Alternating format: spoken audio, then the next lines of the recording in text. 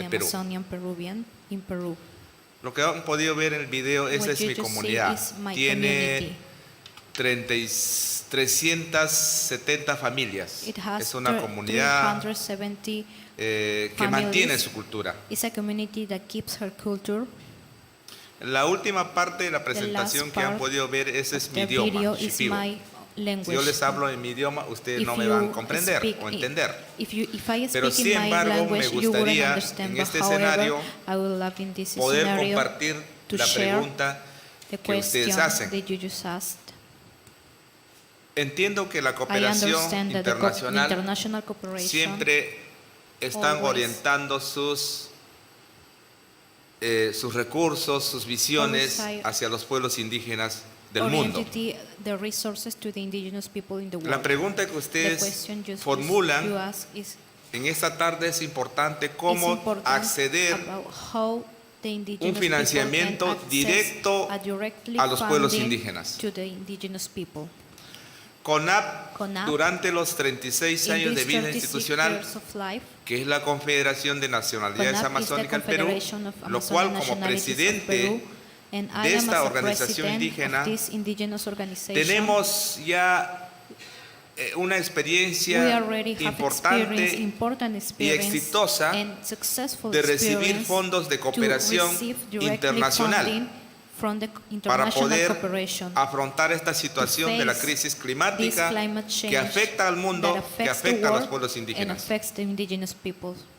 En varios escenarios, In tanto a lot of nacional e scenarios, internacional, as national and international scenarios, hemos instado a la cooperación internacional, we urge the a international los gobiernos de los cooperation países, and en the este caso governments en nuestro país, like que el Peru or financiamiento debe country, ser that directamente the funding needs to a be través directly de las organizaciones to indígenas. the indigenous Porque organization, nosotros, because we que venimos de nuestras that are comunidades o de from pueblos our indígenas communities somos are los mejores the administradores de best nuestros bosques, the best administrators de nuestros recursos of our naturales. own ¿Y por qué no natural pedir a la cooperación internacional resources, and why won't que we trabajen ask the directamente international en base a cooperation alianzas to estratégicas work que permita strategically buscar with us el that desarrollo allow us sostenible to keep de nuestra looking Amazonía for peruana, the sobre todo los pueblos indígenas? sustainable development CONAP of the tiene Amazonian Peruvian una experiencia indigenous importante. people. Actualmente We, as contamos CONAP, con 3 have fuentes de cooperación an important internacional inspiration. We now financiando have 3 directamente sus tipos de international proyectos en cooperation marco funding de las that iniciativas finance the ambientales que permite afrontar esta situación. We as CONAP have 3 important funding from international cooperation that give us the opportunity to face these climate change actions, Atacar el problema ambiental. to attack the environmental problem.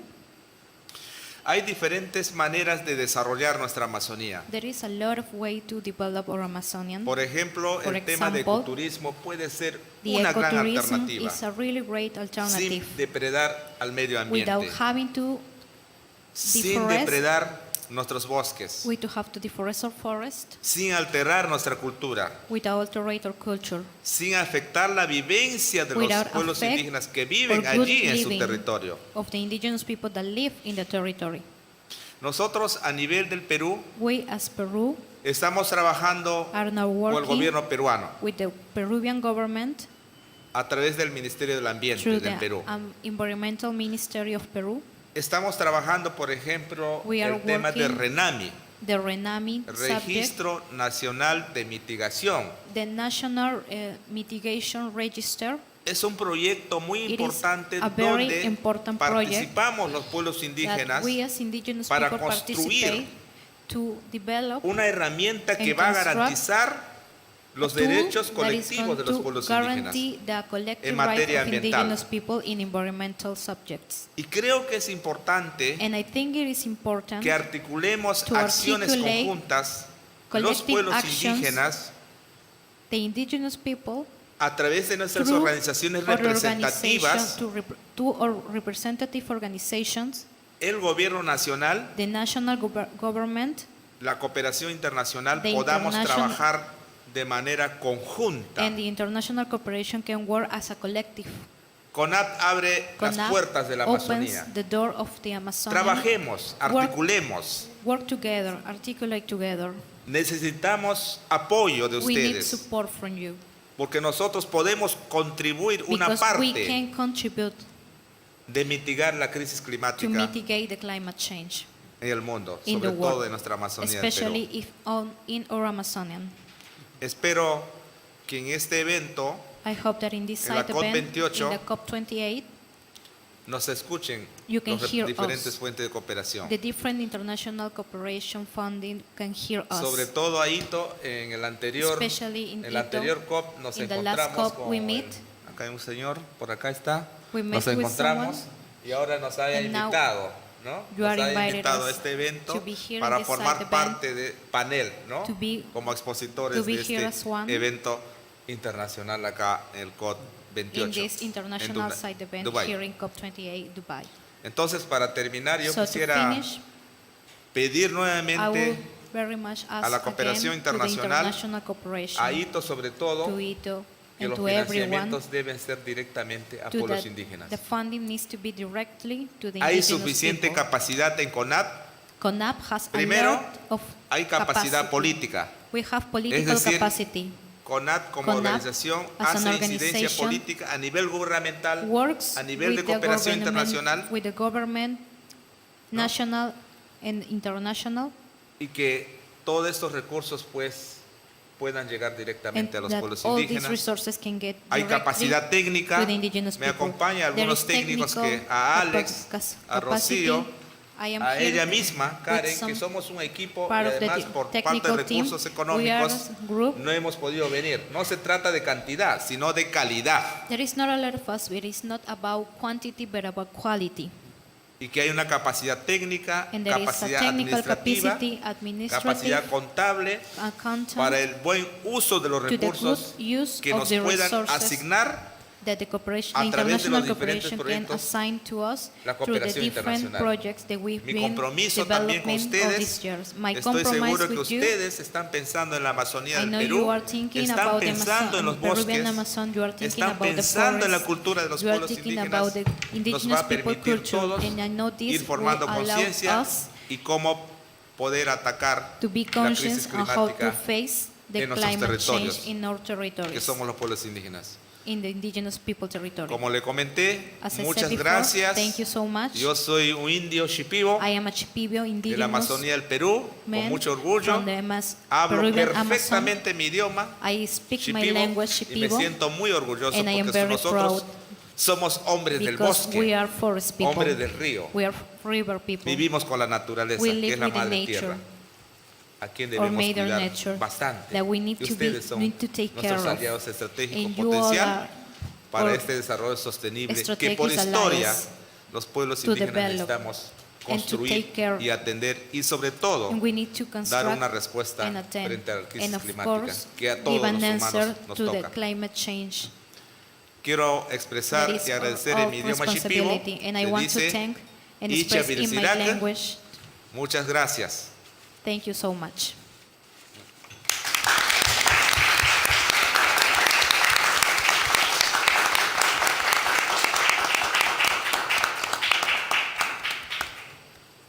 Muchas gracias, Senora Sanchez. It's a very emotive but very true situation that many indigenous communities around the world face.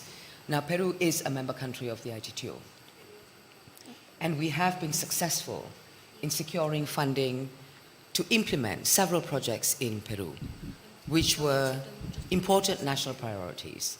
And this, of course, includes assisting local and national and indigenous communities in actually meeting their needs, supported, of course, by the government of Peru. So I would encourage that the President of CONAP, Senor Sanchez, and your team, please do get in touch with us, Secretariat in Japan, and we can look into the future to see whether we can help you even more. You know, with organizations such as ITTO, we can only be as strong as our members want us to be. You know, so if members need help, you must let us know, and we will do our best to see if we can raise awareness on the issues that you are facing on the ground. We are aware that many countries have the same kind of concerns, and they face a lot of threats and challenges. So please do get in touch, and we thank you for being a distinguished panelist today. Good luck with your meeting, at 5:15 p.m. Now, let's continue with a few more presentations that you have to listen to, and I hope you enjoy all of them. The next speaker I will call upon is my own colleague, my dear colleague, Dr. Juan Okmar. He's officer in charge of the Division of Forest Management at the ITTO, and he will give you a snapshot of sustainable tropical forest management, nature-based solutions for carbon emission reduction, and timber production enhancement. Dr. Ma, before you take the floor, can I remind all speakers to try and keep your speech to a maximum of 6 or 7 minutes so that we have time at the end for a quick exchange and interaction with the audience. Dr. Ma, all yours. Thank you. Thank you. Thank you very much, Sean. Today I will talk about SFM, which is a nature-based solution for carbon emission reduction, as well as the timber production enhancement. So I'm currently the lead of the Forest Management Division at the ITTO Secretariat. So first, last March, the UN Environment Assembly, they officially adopted the nature-based solution definition, such like the action to protect, conserve, and restore sustainable use and manage of natural or any other ecosystems, which address the social, economic, environmental challenges effectively, while simultaneously providing human well-being and eco-services and the resilient biodiversity. I think this principle, one of the principles is very clear. A variety of the social or economic environment issues such as climate change can be addressed by leveraging the nature-based solution mechanism. I think this is kind of the nature-based solution principle and definition. Based on that, I'd like to talk about today's topic is the SFM. What is the meaning of the SFM? So basically, ITTO, about more than 20 years ago, we defined SFM such as the process of managing the forest to achieve one of the more clearly specified objectives of management with regard to the production of continued flow of goods and service without the undue desirable effect on the physical and social environment. That was 20 years ago, how all intellectual experts, they put effort to define the SFM such as. So this is believed that one of the close links with the nature-based solution. In ITTO side also, SFM guideline, how to enhance the performance of SFM through the old scale from the policymaker and the practitioner. We had the SFM guideline. Also how to assess the achievement of SFM criteria indicator. I think ITTO one of the pioneer organization to introduce the CNI. So this we start in 92 and recent 26. And ITTO, at the moment also there are many the capacity building program, policy work, but this is some of the pipeline at the moment. We are promoting very much the legal system supply chain and the conservation biodiversity and eco-service, also promotion of the ecosystem restoration, landscape restoration. This is also an important issue, as well as forest fire and other important issue currently our important pipeline. This is somehow the landscape or the type of the tropical forest. We basically like to define, like the production forest and protect forest and multiple forest and plantation forest. So the protect forest, about we are not allowed any the cutting, only purely conservation of biodiversity and multiple forests, like the conservation of water and other sources. So when you talk of production forest, around 20 or 30% of the globally, I think these production forest. So when you talk about SFM, of course SFM also go to the protect forest, other area. When we focus product forest, we focus timber production, non-timber service. And then this can go to also by the production. And so where we can find some solution or the contribution, I think the emission reduction from better logging, reduced impact logging, and responsible logging, I think this is the issue.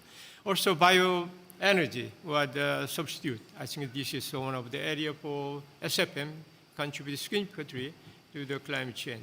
So this some slides show the emission reduction from reduced impact logging and other some pure substitution. So when we look at somehow on the kind of the forest area, for example, look at the soccer field. I think one soccer field is 1 hectare approximately, and then one soccer field, only 3 or 4 the tree can be harvested.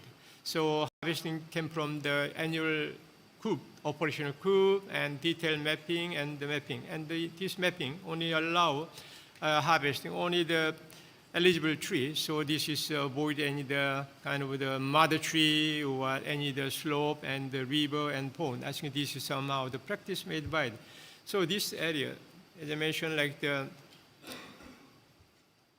carbon reduced effect logging compared to the conventional logging, I think there are a lot of improvement in terms of productivity, also in terms of carbon emission, and also substitution to bioenergy, and then use of the wooden harvest wood product. I think this is a lot of opportunity for forest sector to contribute there. So bioenergy, wooden building, and all other things are really important. So regarding the legal and system supply chain, ITTO used to work with the German government, Ministry of Agriculture, German Federal Ministry of the Agriculture and Food, and we work with this is one of the examples how we promote supply chain based on the legal sources. So we work some of the area like the upstream, particularly the genetic conservation, and also particularly the better practice on the ground, and minimizing all the environment negative impact, and then also working for the certification, and downstream, we try to also adding value to the product. I think this is also very important challenge, and marketing, and also reduce all the trade costs. So this somehow how we moving from upstream to downstream. And one of the examples, just I bring your attention, one species like teak. Teak is from one of the species like globalized from Asia to Latin America and Africa, all tropical region. They are very much the promotion of the plantation. I think this is all of the teak, 94% go to the India, and then some of percent go to China and Vietnam. And in terms of the production, we see all the from Africa, Ghana, Benin, they are 25% production, and other Latin America, Brazil, Colombia, and Costa Rica, Panama, and other things. They are also important player to contribute to this chain.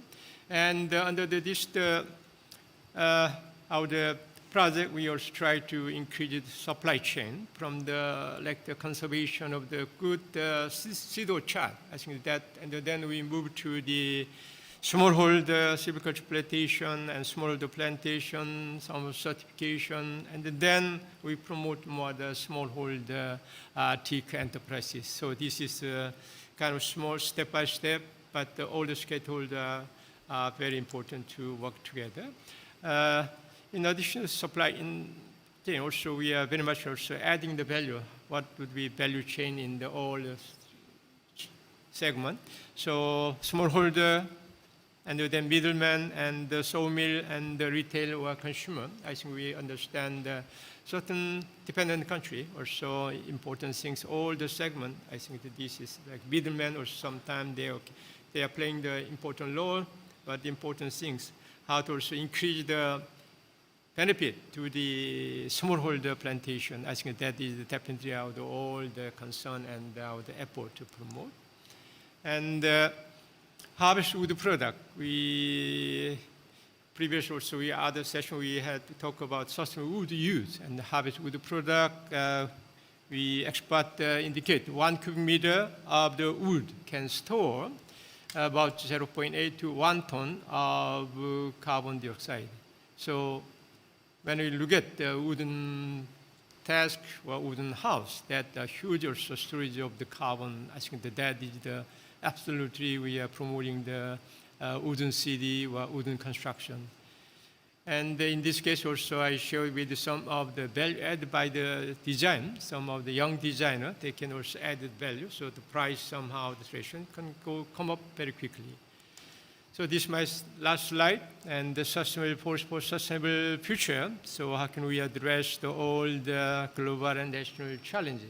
I think the SFM, one of the best solution to the challenge of the climate change and the biodiversity loss. So in terms of climate change mitigation, all the member states they agree were supporting the carbon neutral target commitment. So I believe this is SFM can contribute, particularly the carbon emission reduction, as well as storage of carbon in the wooden product. Also in terms of biodiversity, we, ITTO, as well as other organizations, we are working together. Contributed is the target 3 and target 2, conservation of the landscape by 30% by 2030, and also 30% restoration, etc. And also I mentioned about the biodiversity and poverty alleviation and the social inclusion. Previously we had Peru out in this group. They emphasized somehow indigenous people's working. I think the forest sector really provide inclusive solution to the sustainable forest management and the sustainable livelihood. So this is really kind of a comprehensive approach indeed there. I'd like to just bring one of the quotation from some time. I think that I learned from our colleague in Japan. The happiness grows from tree. Thank you very much.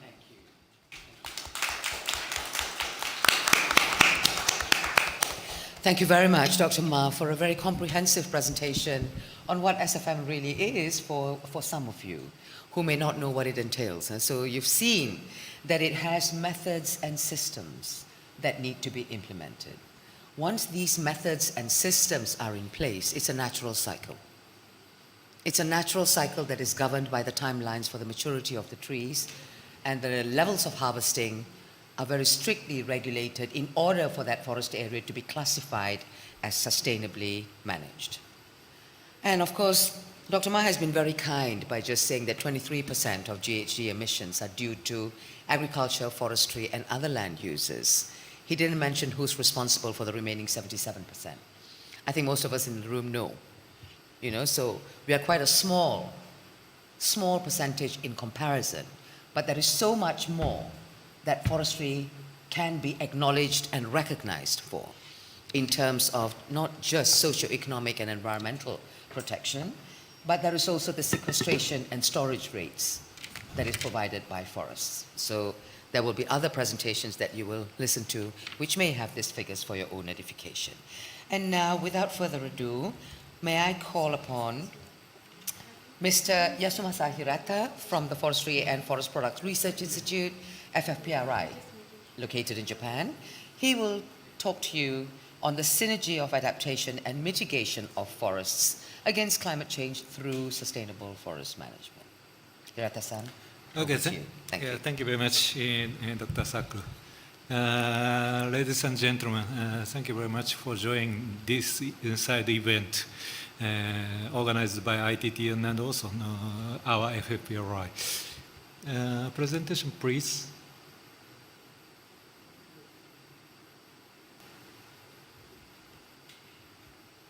Tech team, I think. Yes. Ah, okay. So today I'd like to talk about the synergy of adaptation and mitigation of forest against climate change through sustainable forest management. I'm not so optimist, so I understand that the difficulty of synergy between adaptation and mitigation, but we need to look for some way to solve the problem of climate change. So, according to the IPCC special report on climate change and land activities in the agriculture, forestry, and other land use sector, sector account for 33% of total the anthropogenic emissions of greenhouse gases.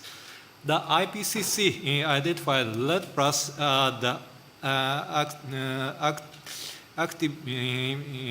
activity with the largest potential for reducing upward emissions. Where? Yes, but towards the screen. Yeah. Over there?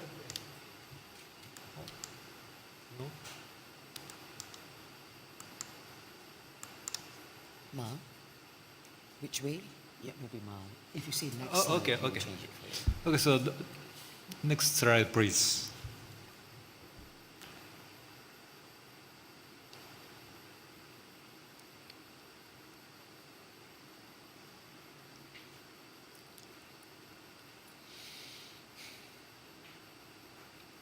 Apologies, ladies and gentlemen. Sorry. Small technical issue. It isn't. Okay, thank you. So the basic concept of RED Plus is to provide economic incentives such as funding or credits to developing countries. So to quantify reduction in CO2 emission due to RED Plus activities compared with the case where no RED Plus activities are undertaken, forest reference level is required. Thus, in order to estimate the changes in the amount of carbon stored in forests, monitoring using a scientific approach is essential. Next, please. To promote... Next no, slide. it doesn't work.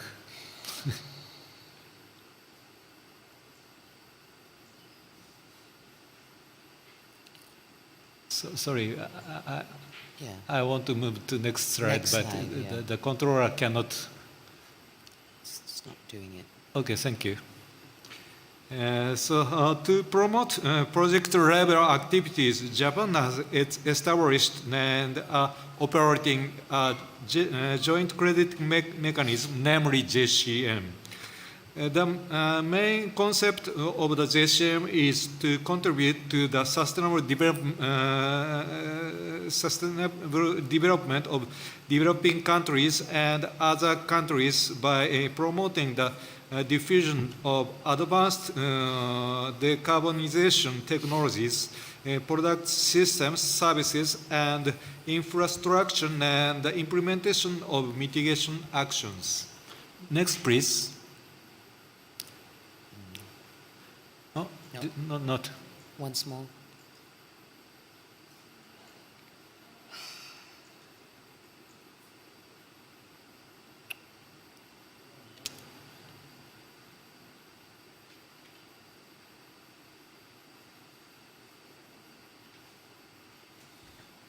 We are sorry, but the controller doesn't work well.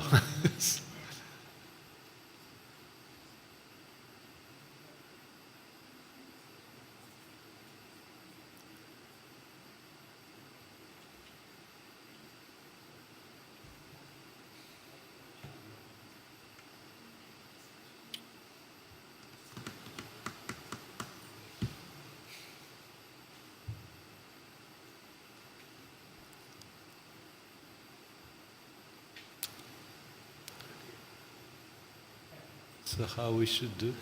Just a minute. He's Okay. working it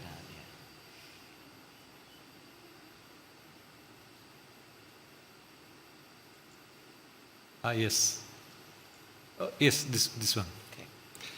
So the joint committee between Japan and partner countries play an important role in the JCM registration processes.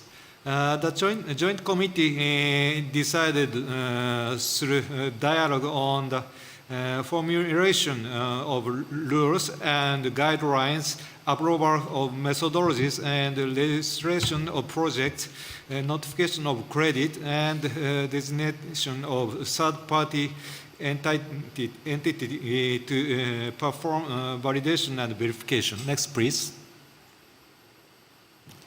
So RED Plus is one of the potential sectors of JCM that we have introduced so far. Japan can contribute to emission reductions through the implementation of JCM RED Plus project in response to ongoing deforestation and forest degradation in developing countries.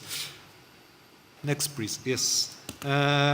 In this figure, green funds refer to funds for activities that contribute to zero deforestation, such as REDD+. Gray funds are funds for activities that have a high risk of accelerated deforestation. And currently, provided green funds are less than 1% of the required funds. On the other hand, gray funds provided are 10 times higher than green funds. Even if all gray public finance flows were redirected to green, financial total would still fall short of the total finance needed to protect forests. Therefore, a significant increase in forest funding is an urgent issue. Next, please. The sixth assessment report, IPCC report, notes that it is clear that atmosphere, ocean, and land have warmed due to the human impact. As a result of the manifestation of extreme phenomena caused by the climate change progression, an increase in the intensity and frequency of heavy rainfall, extremely low pressure cyclone, and typhoon have been reported on global scale. Recent legal land use change in mountainous and coastal areas, such as land conversion from forest to agricultural land, has aggregated these damages. Uncontrolled deforestation in mountainous area and the open of road without taking draining into consideration have destabilized slopes and triggered large-scale landslides. Next, please. Causes of frequent disasters caused by inappropriate mountain land use during a period of significant national economic growth have been observed in many parts of the world. During period of economic growth, traditional land use rules are disregarded due to increased industrial activities. So next, please. Next, please. No. Sorry, in front. Back one. Back one, no? No. Okay. Is it? Oh, jeez.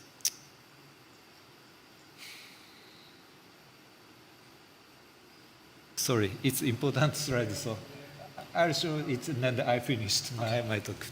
Many more? No. I conclude. Have to rush. Yes.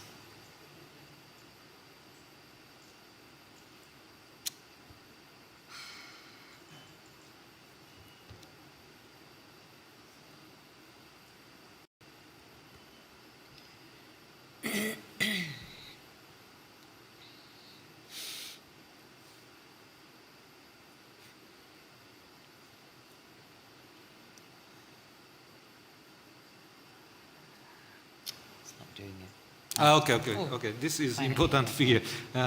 These figures shows that only a few international projects on disaster prevention and mitigation utilizing forest functions. This is important point in this my talk. So I conclude my talk. We expected project to contribute to adaptation and mitigation measure given the limited amount of funds that can be spent on forest conservation.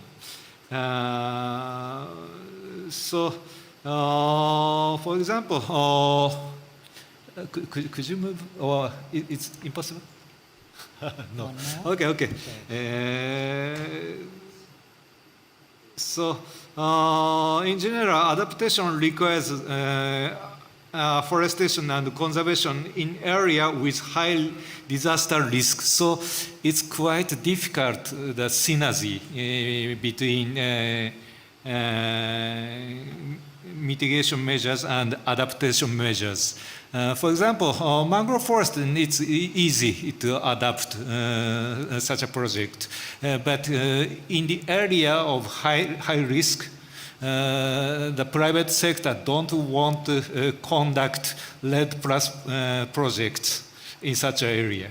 So, but we have to start with what we do. For example, mangrove forest is one solution. So proper land use management, including afforestation, can lead to synergies in mitigation and adaptation, as well as national development.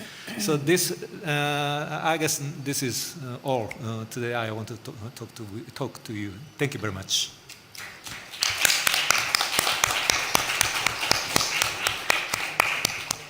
Thank you very much, Dr. Hirata, for your very good presentation on mitigation and adaptation relating to forests, REDD+ projects, the joint crediting mechanism, all of which ITTO is also working on. We are involved, we have been involved in REDD+ projects through our thematic programs in past years. And we are also in discussion with the Japanese government on being involved in the joint crediting mechanism, but we have not had that much success. There is quite a lot that ITTO can do to contribute to this. And you're right that the adaptation and mitigation part needs to be complemented, not just through replanting or considering whether it is high risk or low risk. Of course, the investment levels would determine whether that risk can be mitigated or not. But there are other forestry practices that complements all of this work, and that would include reforestation, afforestation, forest rehabilitation, and the list goes on. This is what sustainable forest management is all about. With the private sector, naturally, they will not invest in something where they lose their funds. Even public finance will not finance or fund projects where they will not get a return for their investment. This is why I think the general community needs to think a lot more about blended finance moving into the future. Next, can I invite our first lady speaker on the panel for this afternoon, Ms. Faiha Azka Azahira, who is the president of the International Forestry Students Association. We have quite regular contact with IFSA, and she hails from the University of Gajah Mada, and she will speak on youth for nature, unlocking the power of youth in advancing sustainable forest management. Faiha, over to you. Thank you.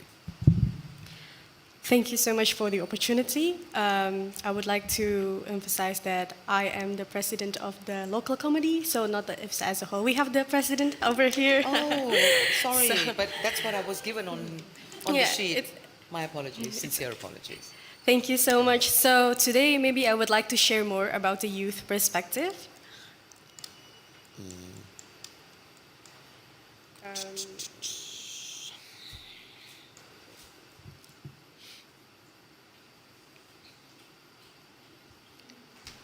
Tech team, sorry, we're having trouble again with the PowerPoint and the controller. Is something wrong with either the sensor is not picking up or the battery's dying out?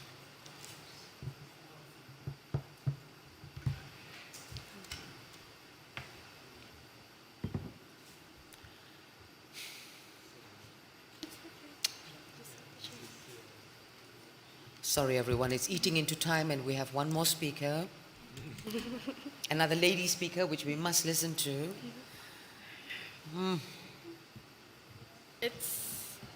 I love technology, but I get extremely frustrated when something simple goes wrong. Happens all the time. Okay. Doesn't it? Perfect. Wonderful. So it was the flipping controller after all. Off the record, that one. Okay. Thank you Go so ahead, much. Farah. I'll be continuing.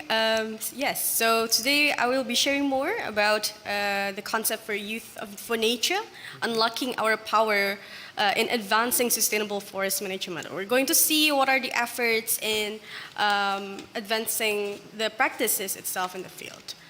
But before moving on to that, I would like to take us a little bit back about what this is all about.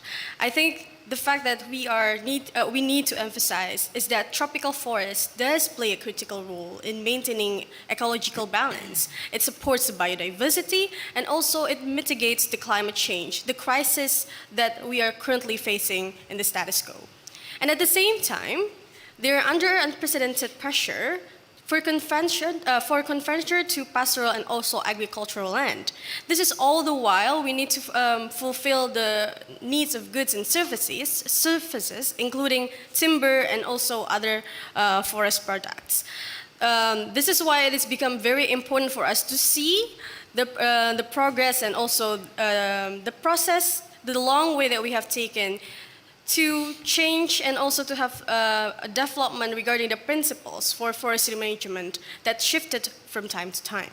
As we are aware that back then, we are focusing only in one sustained production, which is the forest product in timber, but then we are focusing on diversifying the forest products, and thus we try to seek what are the other opportunities that forests will provide for our lives and sustainability.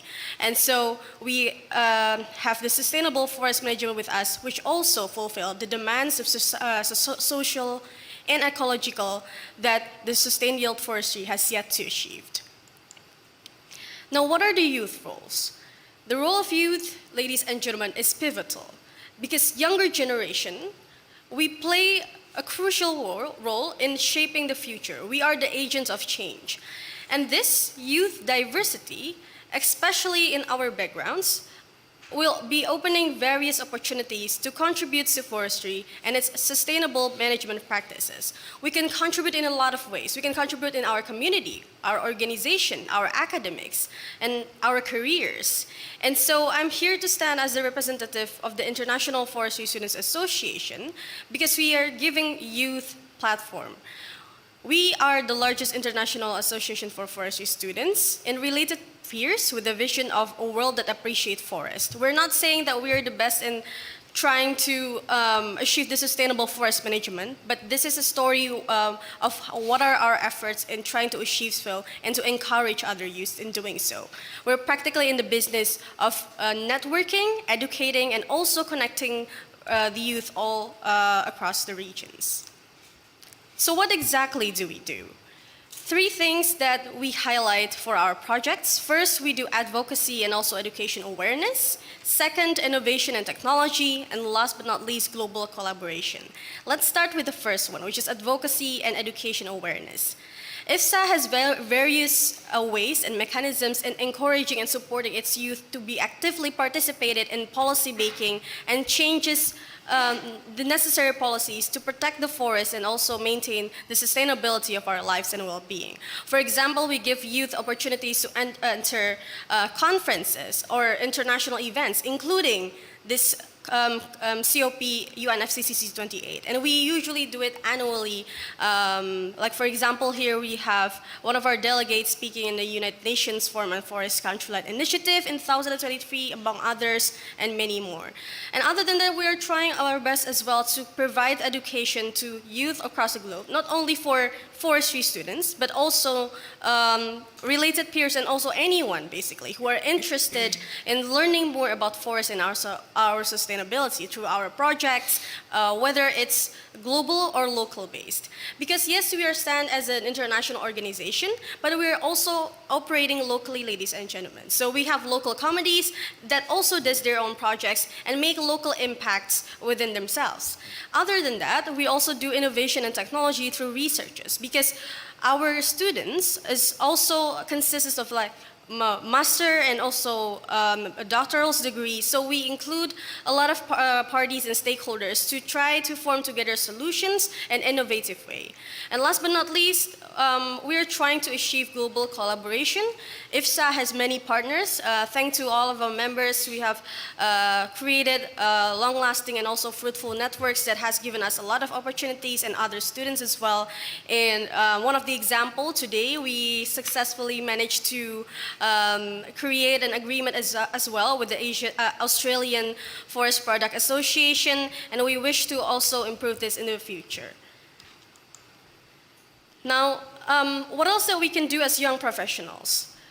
What we are trying to see in this perspective is that young professionals can also work on country-based solutions. So yes, we are also working globally, but we need to also remind it of our origin nations and our identity itself. So since I'm coming from Indonesia, I would like to share a little bit about what is Indonesian enhanced ambitions.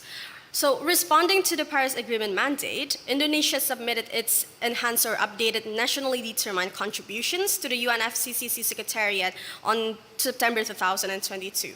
Here we try to emphasize the multifunctions of forest through multi-forestry businesses to support Indonesian NDC targets. So we are trying to achieve the follow net sink or the forestry and other land use target of net sink 2030, which focuses on the utilizations of not only timber products, but also non-timber products, area optimization, and also environmental services. This is what I want to emphasize, especially in the environmental services. So a little bit of sharing as well.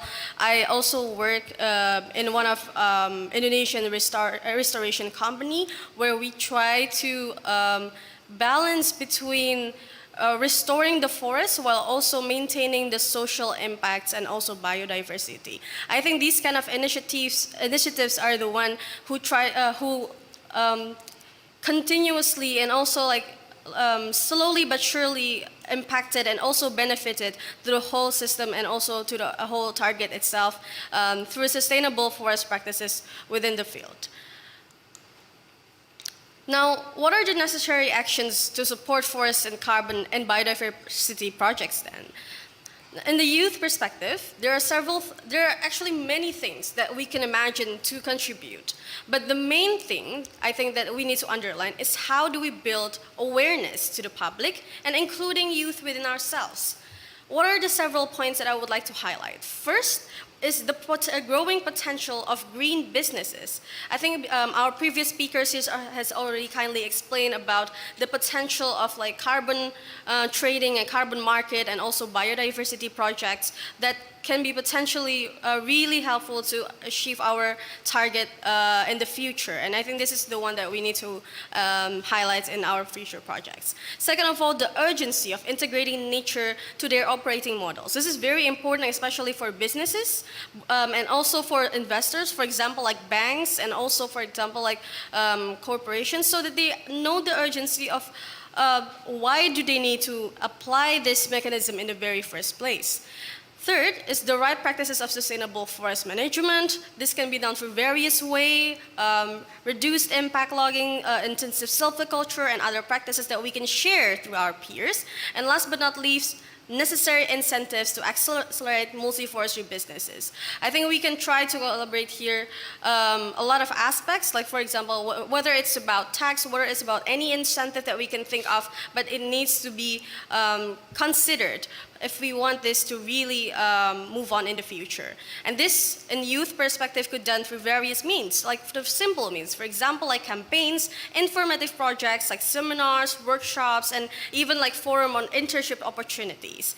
This also leads to my last point, which is how do we strengthen the collaboration and cooperation for applying sustainable forest management projects, including from youth itself. Because without network and also collaboration, ladies and gentlemen, nothing will actually work nothing will really work effectively. If we want to try to create a huge impact, if we want to involve as many stakeholders as possible, I think this is very important for us to work together and try to align our proposals, align our goals, and see how can we actually support each other through any means, educational, funding, or any kind of other means that we think is going to be very helpful for the sustainability of the forest in the future. So I think the last words from me, sustainable forest management won't be achieved without our collaboration, and all stakeholders need to have their hands on this. And I'm very thankful for ITTO for providing this forum. Thank you so much, and I will close my presentation.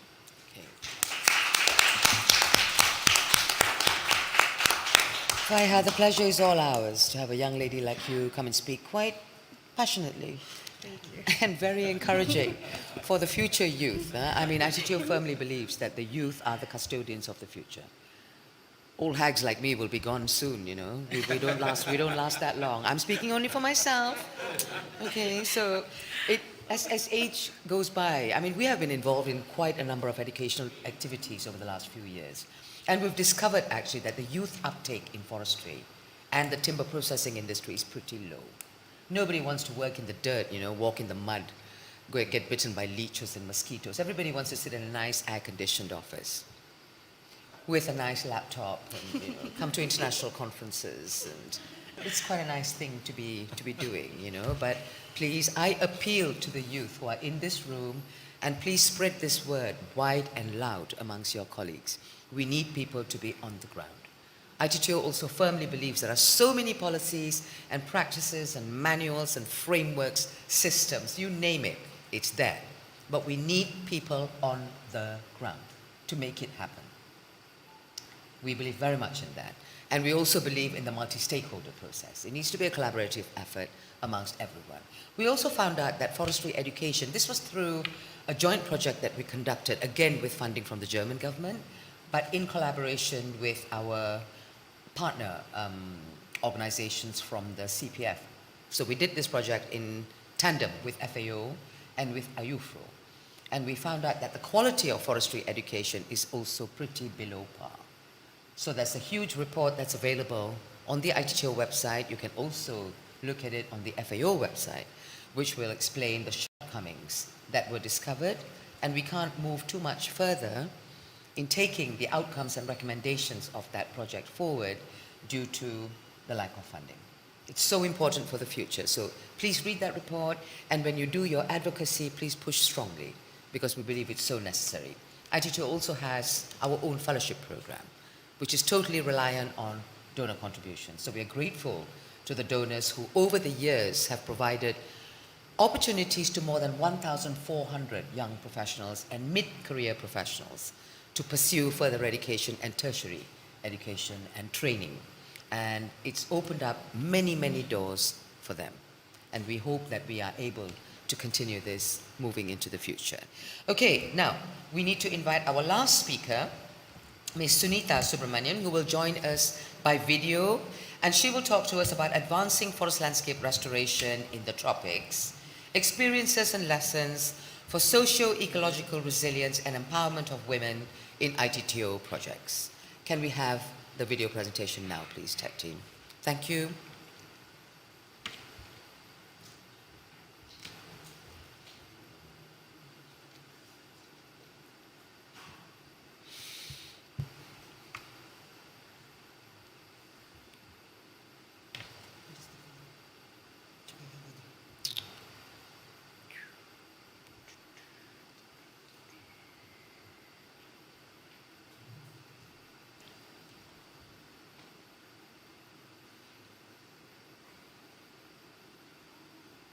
Yes.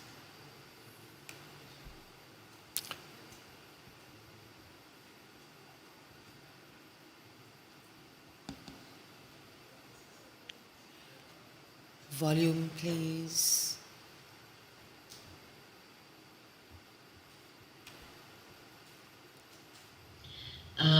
So, as we are aware, ITTO has been fostering FLR among its member countries for a while now. And we examined 14 case studies that are funded by ITTO to see how successful they have been in incorporating FLR principles. And it also looks at the various socio-ecological benefits that can be accrued from these endeavors, with some recommendations at the end. We basically did an ex-post assessment based on the project completion reports of these different cases, these 14 cases, and against the FLR principles as the criterion that was used to assess them. We also identified challenges and gaps in potential solutions that we could identify. This is a quick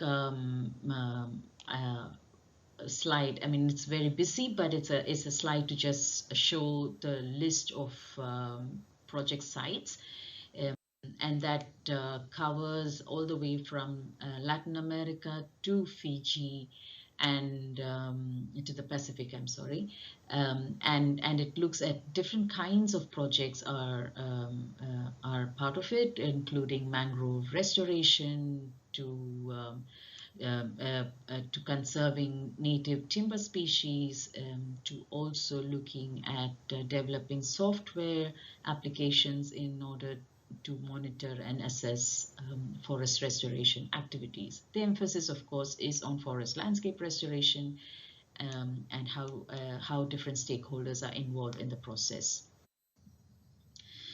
Before we get into how they fared in their design of the projects, some of the challenges that were encountered across the different projects, I shall highlight them now.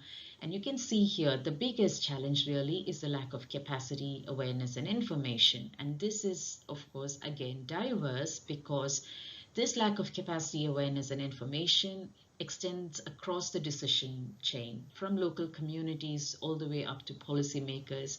And within policymakers, again, each of these stakeholder groups really, it is divergent, because, say, for instance, policymakers, you have the Rural Development Ministry, the Ministry of Environment, those involved with agriculture, with forestry, energy, and infrastructure. All of them have a stake in the landscape, and having a coherent policy such as this and implementing it is not necessarily something that they have been exposed to, and therefore ensuring that FLR is successful requires that all of them are sufficiently informed, that awareness is high, and the capacity is to actually work together, to synergistically work together, and to leverage on each other's strengths also needs a lot of addressing. The second highest challenge is really poverty and the whole income stream for local communities. And if we don't speak to the basic motivations and well-being priorities of these different stakeholders, bringing in new initiatives such as FLR will not fly if they are not convinced how it is going to address these issues.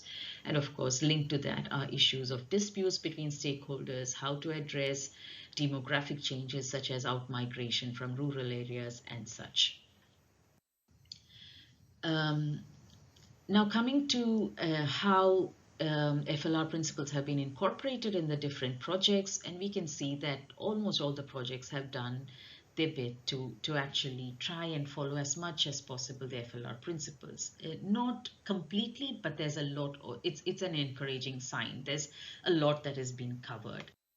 And quickly the spectrum of activities varies from conservation, purely conservation focus, with of course involvement of stakeholders in various economic activities related to the conservation activity.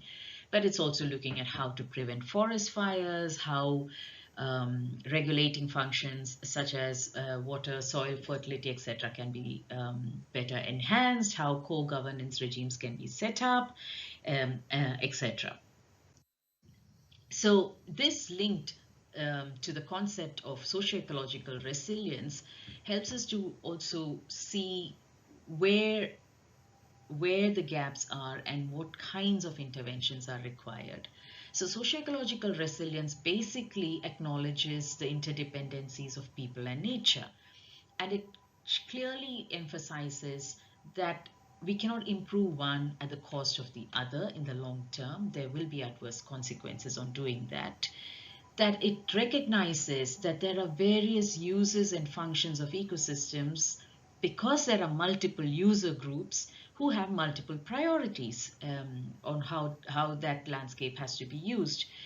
And of course, if we take the socio and the ecological system, the system is open to several types of vulnerabilities, and they can be natural vulnerabilities, or they can be economic vulnerabilities, societal vulnerabilities. But it's important that if we want to have a robust coping mechanism to be established in that landscape, it's important that we go in for an integrated approach, such as the landscape approach that is out there, where we bring the different priorities of different stakeholders, we consult across them, because that helps us to understand the different socio-ecological context, such as what cultural norms exist, because that influences how people receive information that is given to them, how they will uptake the different policies that we are suggesting that be implemented. It's subject to the economic conditions, it's subject to the demographic factors, gender considerations, and actually the natural assets that are available. But this, and therefore it tries to minimize the adverse trade-offs across the various types of decisions that may be taken. And if you look at how this works out for the case studies, we could say more or less they seem to be placed in this direction of achieving socio-ecological resilience, although we have to see because they're just being implemented. And some highlights is that we can see that almost all of the projects have tried to incorporate, as I said earlier, the FLR principles. They all try to maintain and restore multiple ecosystem functions. And of course, since they're all forestry projects, forest restoration is paramount as their objective.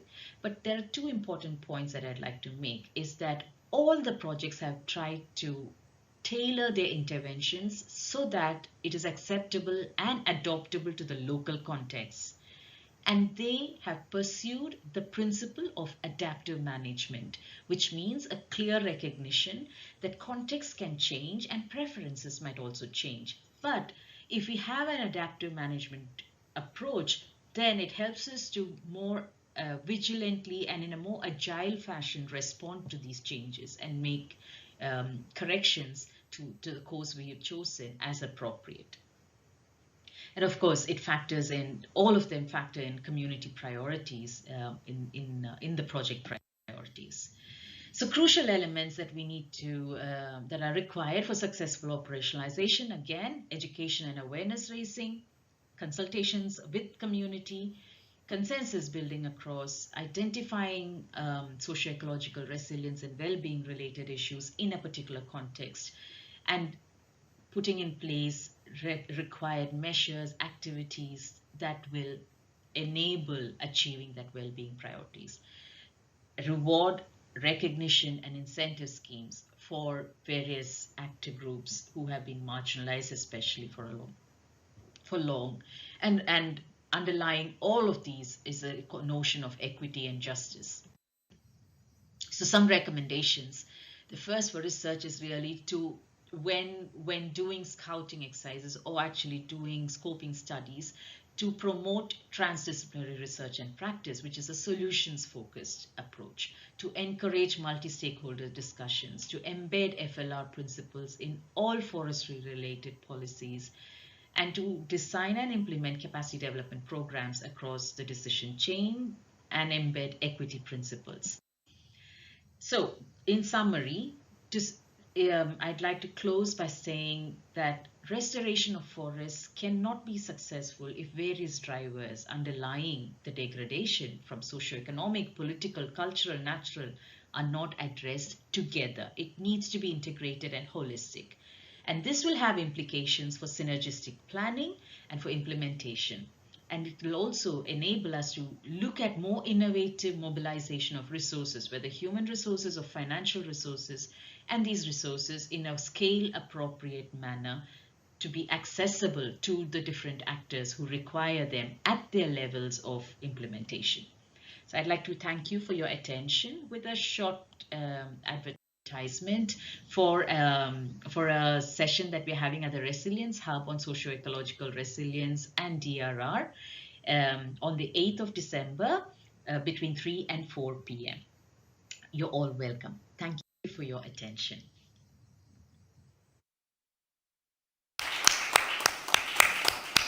Thank you so much to Dr. Sunita Subramanian, who had to join us by video because I feel that she's traveling today and she will be here tomorrow.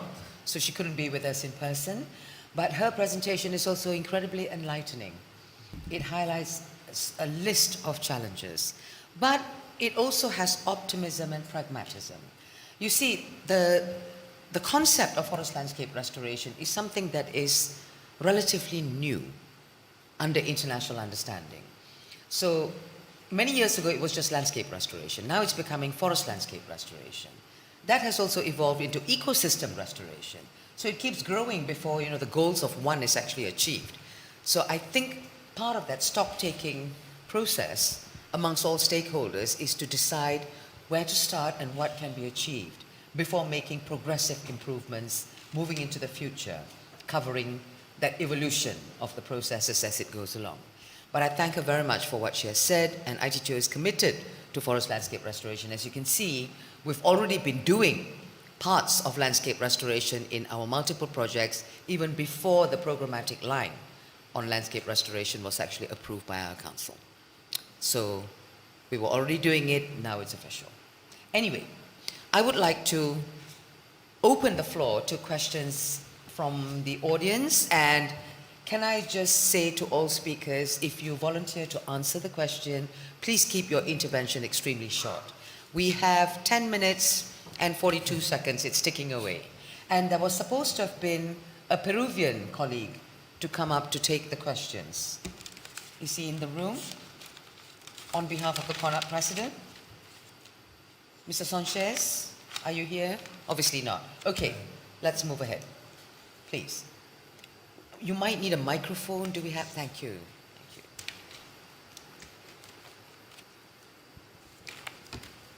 Hi, thank you. I'm Heather. I'm a forest engineering student from New Zealand. And I was wondering, how do you structure finance of sustainable forest management to allow for the best balance of objectives? Like, for instance, carbon credits don't measure biodiversity, so projects financed this way can be have biodiversity overlooked. So I was wondering, how do you structure finance to support the many objectives of forests? Thank you very much. Any volunteers from the speaker? Speakers? Or shall I? Thank you, Heather. Thank you for that quite pertinent question.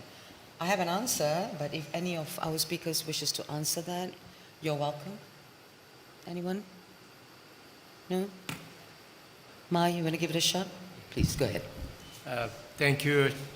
Thank you very much. Good question, very important question. How to structure forest financing. I think this is extremely challenging. I think all we are looking for financing and financing more sustainable, inclusive financing. I think important issue. I think that there are several we can categorize, but in terms of the carbon financing, we are looking for more or less the voluntary carbon market is one of the way to promote together carbon plus and biodiversity and other. I think this is some of the opportunity. So voluntary carbon market is somehow up and down, and but we look forward really for the development of a carbon market so that voluntary contribution can be rewarded by that. So in terms of carbon market, we have seen like the blue carbon market, blue carbon, so in the ocean from the mangrove there is blue carbon, and the carbon market is coming. So I think this is one of the area which we are really looking for. Also non-carbon market, also more the contribution, more that way. I think this is in terms of the international the framework, how do we government and trade mechanism will be coming up. I think that will be also important agenda for discussion, and we are also looking forward such various mechanisms, including carbon and non-carbon, particularly the carbon under Article 6.4, like the governance framework. So ITMO, inter-trade mechanism, will be also interesting in future development. Thank you. Thank you very much, Ma. Thank you. Just to complement what Dr. Ma has said, one idea that we have been exploring actually is through the joint crediting mechanism or credit sharing. And if the carbon credits or the credits to be shared are sourced from sustainably managed forests, biodiversity is one of the elements that has to be passed before it can qualify to be a sustainably managed forest, in which case biodiversity is taken into account. Because no forest area can be certified as being sustainably managed if you can't tick the box on biodiversity being prevalent or not being damaged. To me, that is the approach that everyone should go for, because then it's accountable, accounted for, and it's damage control, damage limitation, and progressive, multi-beneficial. I hope that answers your question. Next question. Please, the speakers are dying to answer your questions. Come on, challenge them. Aha, lady at the back. Please introduce yourself. And you can pick any speaker you wish to target it to or a general question and we can answer. Okay. Thank you. Thank you. Marielos Peña Claros, co-chair of the Science Panel for the Amazon. And I have actually several questions, but one of them is related to how do you see, what is, according to you, what will be the potential role of restoration of heavily degraded natural forest? Because we're putting a lot of emphasis on restoring areas that have been used for agriculture or cattle ranching, but there are quite some forest area that actually have been very poorly managed that will be maybe easier, less expensive to restore, but we are forgetting them. So I wanted to hear your ideas about them. Thank you for that question. Panel members, anyone, or shall I take this one? Any volunteers? Please, Okay. Please. Yeah, thank you very much. Very important, very difficult question. And I worked in Amazon too, so I understand the situation. But heavily damaged area is very quite difficult restoration. I understand. So, of course, not only fund, but also techniques or knowledge also required in such a case. So, such a knowledge or technique, it's quite specific. So, we need to look for suitable methodology in each type of forest or in each regions. Thank you very much, Dr. Hirata. Anyone else? It is actually a very, very good question because that is also something that ITTO is forwarding. Not just the restoration of, as in completely converted land to be brought back, because the only solution there would be plantations, provided the soil is not too chronically damaged. Normally with farmland, it's impossible to rebuild or replant forests unless you do soil enrichment and the rest of the practices, and that can be quite expensive. So we need all of you to actually advocate this also loudly, particularly to the crowd who are here at COP28. I mean, we read headlines yesterday saying that the largest number of forest investors or climate investors are here at this COP. But people like us don't have that much of an option or chance to actually interact with them. So please, if any of you come into contact with them, please talk to them about natural forest regeneration. One last question, I think. We have 3 minutes left. Okay, thank you for the opportunity. My name is Tina. I want to ask, based on the business perspective, do you have any, your experience or a clear guidance about the business sector toward the sustainably forestry management and biodiversity, especially some of business ethics, sometimes they are really questionable toward this. Thank you. Panelists, speakers, anyone? From the business perspective? Yes. Okay, Yeah. you Yeah, try. very brief. Go ahead. Thank you very much for the question. What would be the business opportunity from SFM, or the SFM business opportunity? I think already we hear some of the presentation like the green business, whatever. Job creation is so important. I think that we talk about restoration from starting conservation, restoration management, and processing and marketing. There's so many segments there. I think there are many opportunities. So how to concentrate some of the segment? I think this is up to the stakeholder. We understand that there are many future. I mean, the green business, green job. I think that will be for sector. I think I just mentioned about the nature-based solution. I think the SFM is more comprehensive, covers all the segments. So I trust in the future more the green business of the young generation. Also they can join and they can find, or they can contribute, so that our future more rely on the green business or green mafia. Thank you. Thank you, Mark. I have a short comment. Okay, quick. Very, please. very Please short do. comment. The forester doesn't consider the business, but after Red Pratt's introduction, there are many chances for business. So just starting now. Thank you. And closing words, actually, on the same question. Thank you for that one. It requires investments, naturally. When there are investments, then you need enforcement and governance. So there are the environmental and social guidelines that the banking sector and everybody else is being faced with. It could be that that can be adapted in order to make the sector more attractive. Because we can talk about green businesses and green opportunities. We need to make those opportunities sustainable. Green alone is not sufficient. It needs to go into the future. Green will be a niche. A hell of a lot of what is going on out there is not actually green as such. So we need to avoid greenwashing and whitewashing and just ensure it's sustainable. 40 seconds, 30 days, actually now as we go on, 37 seconds, 36 seconds. I think this is it. We will have to call this session to a close. And I thank our wonderful speakers today who have been very energetic and charismatic. And thank you all for being a wonderful audience as well. Thank you for the questions. Thank you.